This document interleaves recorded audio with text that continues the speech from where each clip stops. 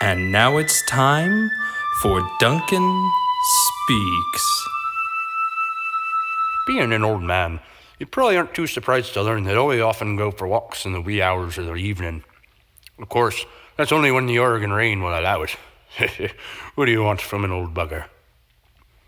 So anyways, I was out this one particular evening when I come across this neighbour of mine. Well, I think his name was Brad, and he was out walking this short little yappy mutt, like a terrier or a corgi or something. I don't know. I never liked that kind of dog anyway.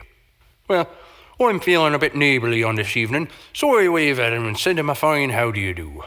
He marches right on over, all furrowed-browed and red-faced, starts heaping and hollering all sorts of nonsense. So stay away from my family this, or you son of a bitch that. Christ and Bagara. It must have been quite the sight for our neighbours, seeing this young buck letting off on a frail old man. So this feller starts accusing me of breaking into his flat. Oh, you mean the nerve of this fella, as if I had nothing better to do than wait around outside his home and wait for he and his family to leave, to go to the back of the place, use the flat edge of a knife to flip that flimsy latch on the window, climb on in, be sneaking around all burglar-like, through the kitchen, down the hallway, past his daughter's room to the third door on the left, go into his bedroom and start pleasuring myself into his wife's underthings.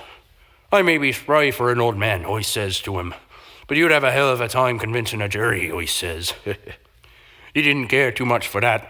I don't suppose that Bradley feller laughs at too much of anything, though. So I tried to change the subject, maybe get his mind off of things, and I asked him about his family.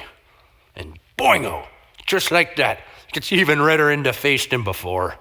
Starts roving and ranting, in between a long stream of cursing and swearing. How dare you ask me how big my 12-year-old's tits are? What in the hell is wrong with you? You'd think a man would have some pride in his family, but for the love of God, Christ and Bagara, this Bradley fellow is coming off at me like a real piece of charm. Well now, I'm at the point that I'm starting to get right mad about all this hostility. Taken aback, you know. Not really paying attention to what my hands are doing.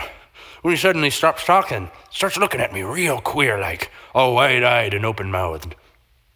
At this point, I'm starting to think he's just taking the piss out of me, so I says to him, "Hey, boyo, why you shooting me the funny look?" I then glanced down, and wouldn't you believe it, but sure enough, my hands are wrapped around his little rat dog's throat. Surely the saints would be rolling in their graves if they weren't already through the gates. And you know something? Just such a little thing struggled awful fierce like there for a minute or two. Well, after it had stopped moving, this here Bradley fella starts stammering, trying to say something. You'd think he never watched a man strangle his dog before his eyes had before or something, the way he was shaking. Christ and Bagara. I tried to throw the body into the bushes nearby, but Brad was still holding the leash, so he just went back awful quick like landed all ragdoll on his feet. Got all quiet, with that queer silence that usually comes after you break wind. So I says to him, I hope your kid gets bigger tits soon. And I continued on my merry way. I don't know if there be a moral to a story such as that, but Christ and Bagara, I think that maybe it ain't really worth it being all neighbourly to a fella like that. And that was Duncan Speaks, brought to you by Delusional Word Salad.